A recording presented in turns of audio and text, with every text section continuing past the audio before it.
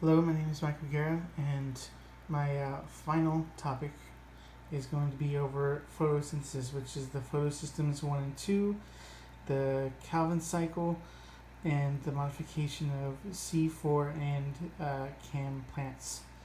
The first one I'd like to go over is photosystems 1 and 2.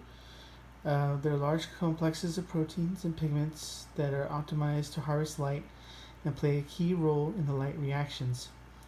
The first step is the light absorption in photosystem 2. When light is absorbed by the pigments in photosystem 2, energy is passed inward from pigment to pigment until it reaches a reaction center. The high energy electron is passed to an acceptor molecule and replaced with an electron from water. After this ATP synthesis, the high energy electron travels down electron transport chain, losing energy as it goes.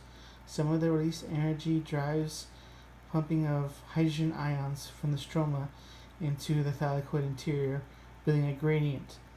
As hydrogen ions flow down the gradient and into the stroma, they pass through ATP synthase, driving ATP production in a process known as chemoosmosis. Light absorption and photosynthesis. Electron arrives at the photosystem 1 and joins a special pair of chlorophylls in the reaction center. When light energy is absorbed by pigments and passed inward to the reaction center, the high energy electron is transferred to an acceptor molecule. The next I'd like to go over is the Calvin cycle. For the Calvin cycle, it's a set of chemical reactions that take place in the chloroplast during photosynthesis. The cycle is light independent because it takes place after the energy has been captured by sunlight. And there are a couple steps to it. The first one being a 5-carbon catcher called ribulose bisphosphate catches one molecule of CO2 and forms a 6-carbon molecule. An enzyme of Rubisco with energy of ATP and NADPH molecules breaks the 6-carbon molecule into 2 equal parts. After that, a trio of carbon molecules leave and become sugar. The other trio moves on to the next step, which is using ATP and NADPH, 3-carbon molecule is changed into a 5-carbon molecule, and after that, the cycle repeats itself.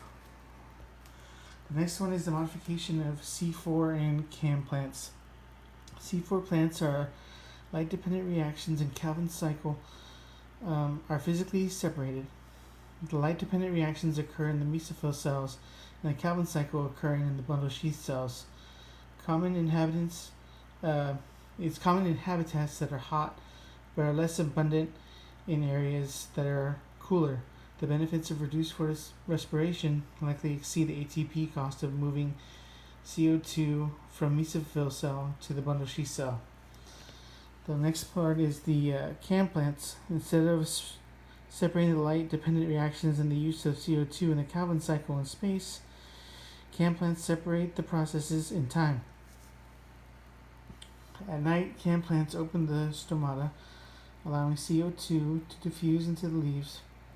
In daylight, CAM plants do not open their stomata, but they can still photosynthesize. CAM plants are very water efficient. Their stomata opens at higher humidity and cooler temps that reduce water loss. CAM plants are typically dominant in very hot, dry areas like deserts.